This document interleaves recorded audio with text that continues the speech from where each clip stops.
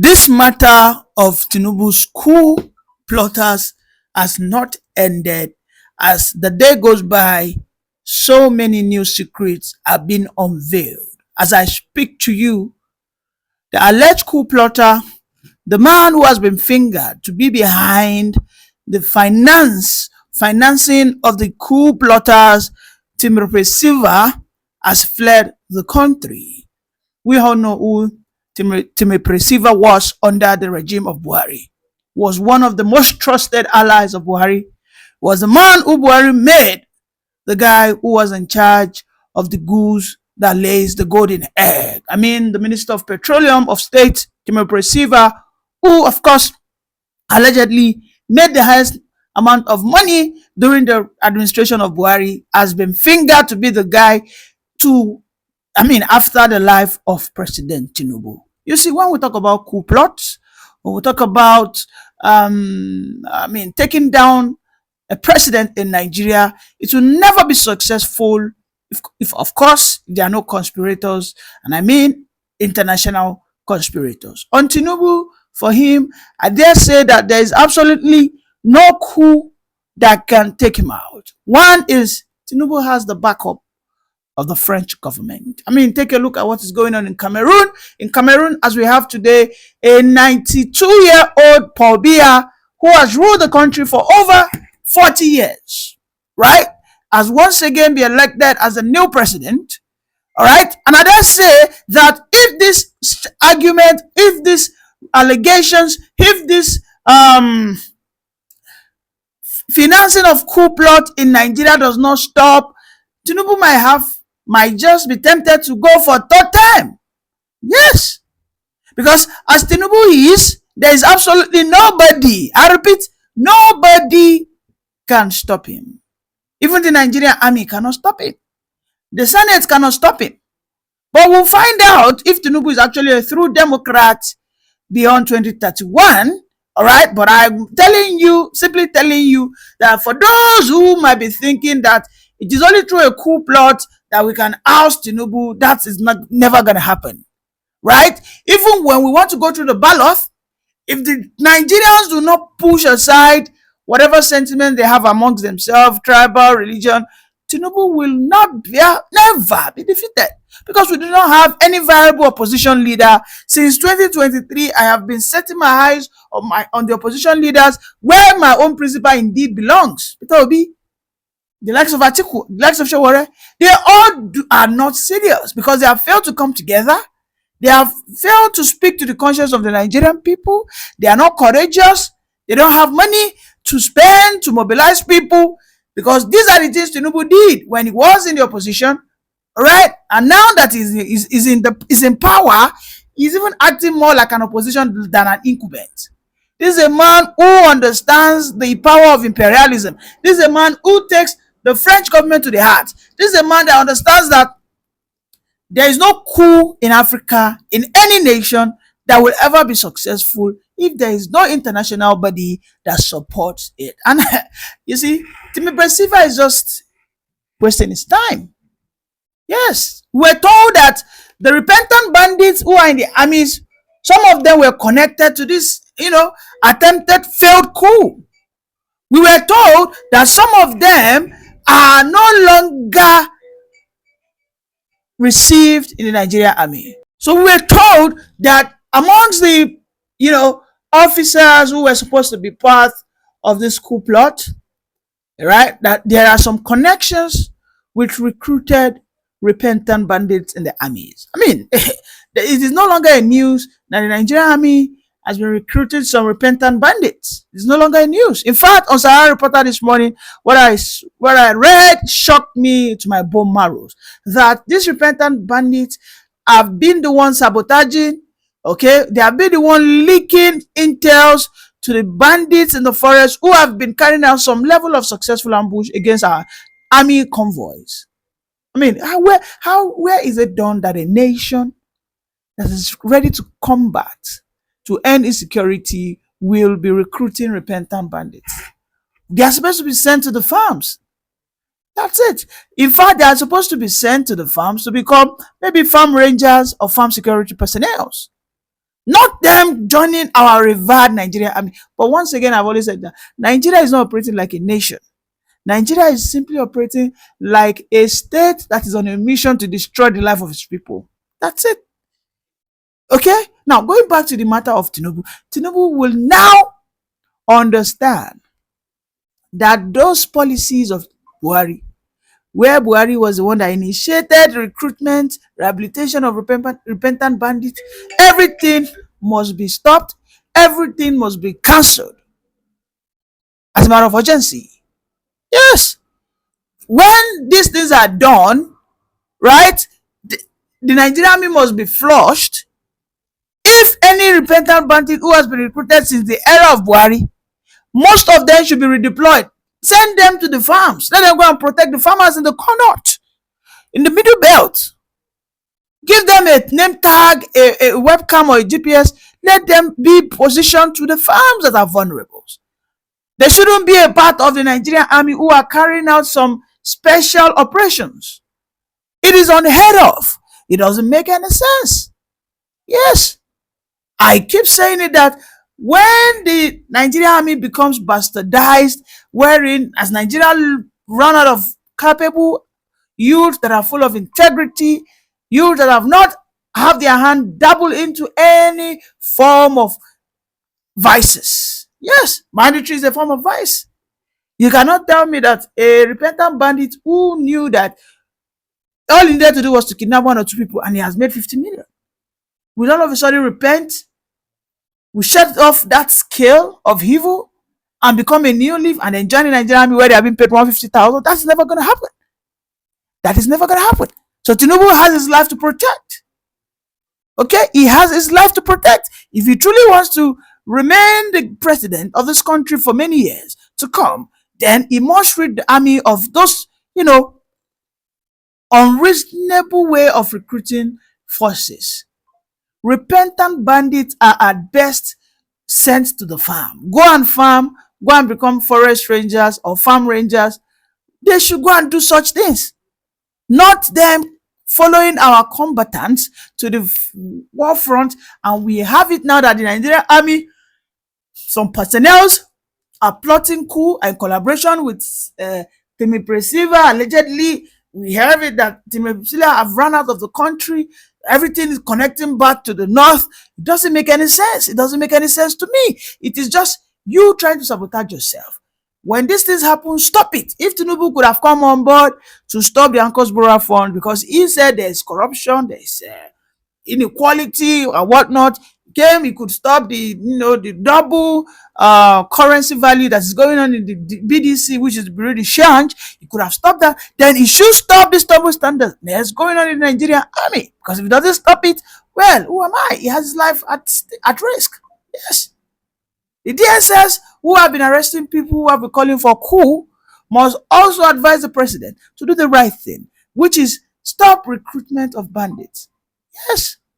It is almost irrational and almost, nonsensical to listen to Nigerian government that they will keep and they are saying that Southerners, able-bodied Southern youths don't want to join army. Am I a fool? You expect me to go and join the Nigerian army when I fully know that in that army they have recruited in the past. When I mean just near past, to not be say like 10 years ago, just in 2-3 years that they have recruited repentant, but you expect me to go and join such? I'll be skeptical because I know my level of exposure, my level of education, everything that I have, my own ideology might be different. Yes, because I cannot guarantee that you are fully de-radicalized that repentant bandit, that supposed repentant bandit.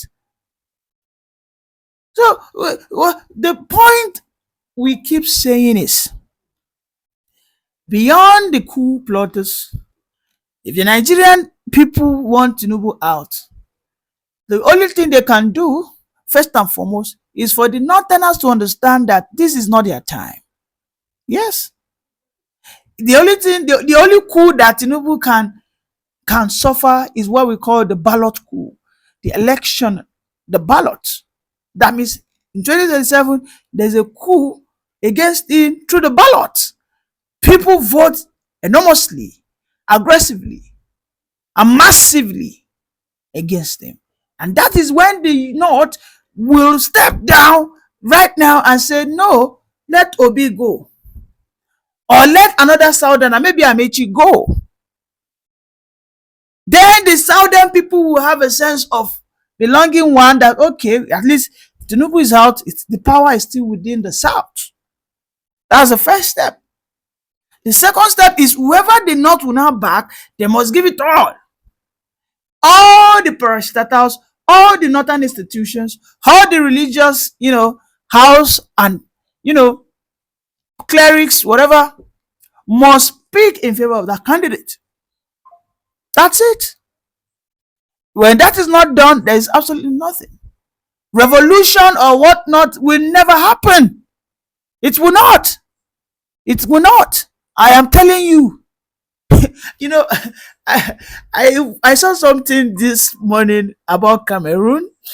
Paul Biya, a 92-year-old man, and someone said something that instead of the Muslims to take power in Cameroon, let Paul Biya continue. I laugh. I said, see the hands of imperialists or Cameroonians. They said instead of what? A Muslim, because the opposition of Paul Biya is a Muslim. I think it's from northern Cameroon. I think it's likely a Fulani man, but I know it's the Muslim, right? They said instead of, because Paul Biya is a Christian, I think it's from the Cameroon, central part of Cameroon, So they said, I just burst into laugh. I said, what? I'm going to play you some cassettes. And these are the things that will definitely happen in Nigeria. If the North insist that, let you see people that will tell you that, instead of a Northerner to go ahead, if Tinubu is killing us through hunger, through economic sabotage, allow it to let Tinubu remain there. Yes, this will be the statement. It is obvious today that it is a battle between the North and South in Nigeria. The same thing happening in Nigeria is almost the same thing happening in Cameroon. The bias, the ethnic bias, the religious bias, almost the same thing. Okay? I am sure that so many of the Islamic leaders in the North will, of course, very soon begin to campaign against Tinubu, because he has simply said, I will no longer recruit repentant bandits. If you don't repent, go farm. Repent, make una go farm. No be una go come dey plot coup for my head. Like, no be una go dey plot coup for my head. The last time we heard that the repentant bandits, or some bandits, not repentant, these ones have not even repented anyways. They said some bandits they've written a letter to National Assembly that they want to bomb it. I say, sure, you don't reach this one. There's fire on the mountain. Oh, there is fire on the mountain. Well, Tinubu, he knows what to do. He has the backing of the French. Yes, he's the president. And I know he will not open his eyes for him to get unalived. Tympre, if he's indeed the real, because this is still an allegation. If he's the true financier of the coup, of course he will be fetched out. No matter where he runs to, he will indeed be fetched out, because after all, his brother has been arrested. And yes, more secrets will be unveiled in the coming hours of the day. Let's watch the issue of the Paul Biya in Cameroon. And democracy to become a partisan body and enemy of the sovereignty of the people. Yet, the truth of the ballot is clear. The official report from our polling station, compiled and secured by our representatives across the country, demonstrate unequivocally that we won this election by a large majority. This victory is not mine alone. It belongs to the Cameroonian people. At this moment, I wish to pay a solemn tribute to our brothers and sisters who fail in the bullet of a regime that become criminal while they were peacefully exercising a universal right. Their sacrifice will never be in vain. Their blood reminds us that freedom, justice, and dignity are worth more than fear and repression. People of Cameroon, you turned out in large number despite intimidation and threat. I thank you. This time, they will not stop us. We have already won. No falsified proclamation can erase the legitimacy given to us by ballot box. We demand an immediate end to the barbaric act, the killing, the arbitrary arrest, and the intimidation. Setting a country ablaze and drenched in the blood simply to cling to power is not only a moral failing, it is a crime against the people and against humanity. I solemnly declare that the people will not back down. We will not yield to fear or to manipulation. We remain united, mobilized, and will continue to resist until final victory. As within our neighbors in 2010, legitimacy will triumph over instrumentalized legality. Cameroonians must understand and remain convinced that no one will bring about this change for them, because once again, there is no dignity for those who expect everything from others. The founding father did it. Let us prove ourselves worthy of the legacy that they left us by rising to this challenge, regardless of its complexity and difficulties. The international community must now take responsibility. Everyone will have to answer before history and before international courts for the side they took, the side of the people or the side of oppression. My dear compatriot, the time has come. Let us stand tall and strong, determined, but peaceful. For our strength lies in our unity, and no one can take our victory away from us. Long live a free Cameroon, long live the sovereign people, and may God bless